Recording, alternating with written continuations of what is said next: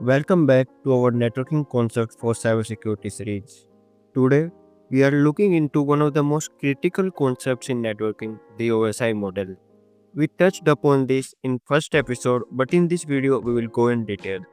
If you ever been curious about how data travels from one device to another, stick around because we are breaking it down layer by layer. The OSI model or Open System Interconnection Model is a conceptual framework that standardizes how devices communicate over a network. It divides the communication process into 7 distinct layers, each with its unique responsibilities and protocols. Think of it as a blueprint ensuring that devices, no matter their make or model, can communicate seamlessly. Imagine a package delivery service. Each step from packaging to delivery has a specific process. Similarly, the OSI model ensures data transmission happen efficiently and reliably by assigning responsibilities to each layer. At the base of the OSI model, we have the physical layer. This is the foundation where raw data in the form of binary bits is converted into electrical, optical, or radio signals and transmitted through a physical medium. Its key functions are defining hardware specifications, including cables, connectors, and signal types, managing data encoding and modulations, and determining transmission rates and synchronization. Think of this layer as the roads in a city.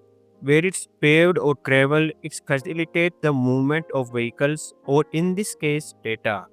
For instance, Ethernet cables carry data as electrical pulses, while fiber optics transmitted data as light.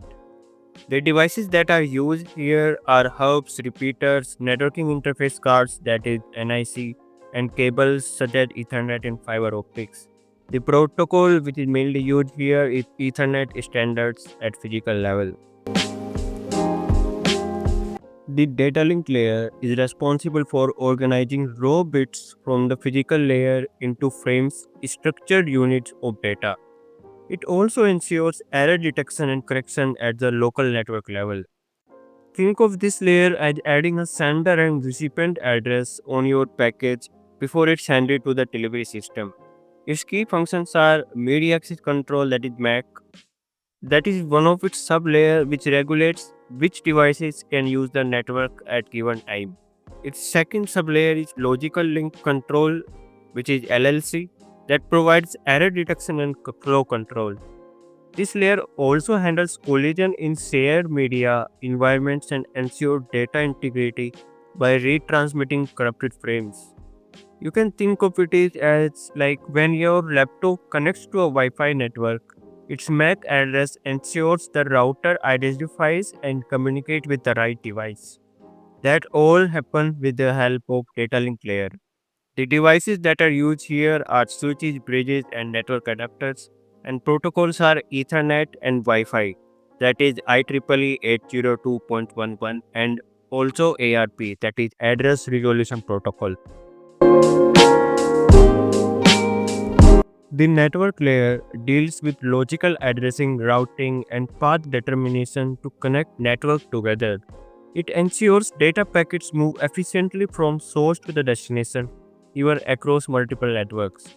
Its key functions are logical addressing that assigns IP address for unique identification, routing which determines the most efficient path for data, packet fragmentation that splits large packets into smaller chunks for easier transmission. And this layer also manages traffic control through subnetting, which divides larger networks into smaller, more manageable segments. When you send an email, this layer uses the recipient's IP address to route the message through various networks until it reaches its destination. The devices that are used here are routers and layer 3 switches, and protocols are IP, IPv4 and IPv6, ICMP, BGP, and OSPF. The transport layer ensures data reliability and error recovery. It controls the flow of data between devices using protocols like TCP and UDP. Its key functions are segmentations that breaks data into smaller segments for transmission, reliability, which ensures accurate delivery using acknowledgements and retransmissions. Flow control, which manages the rate of data transmissions to prevent congestions. Like, you can take an example: when you download a file, TCP ensures every piece of it arrives in order. But when you do live streaming, UDP focuses on speed over accuracy, allowing the stream to continue even if some packets are lost. The session layer establishes, manages, and terminates sessions between devices. It ensures that ongoing communication remains stable and synchronized. Its key functions are session control, which initiates, maintains, and terminates communication sessions; synchronization, that adds checkpoints in data streams to enable recovery in case of interruptions. You can take an example of video conference. This layer keeps the connection alive even if there is a brief network hiccup. The presentation layer ensures the data is in a usable format, handling encryption, compression, and translation.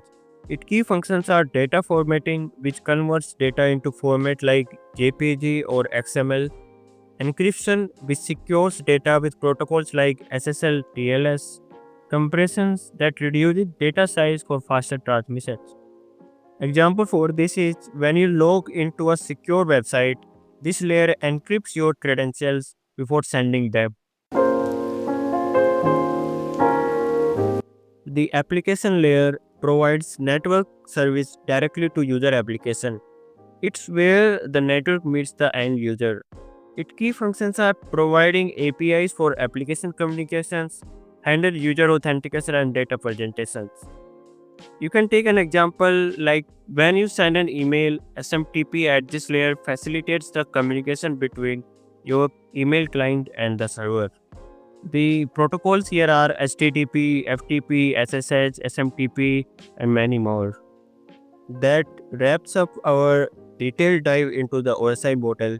I hope this gives you a solid foundation to understand how data flows across networks and the role each layer plays in making it happen.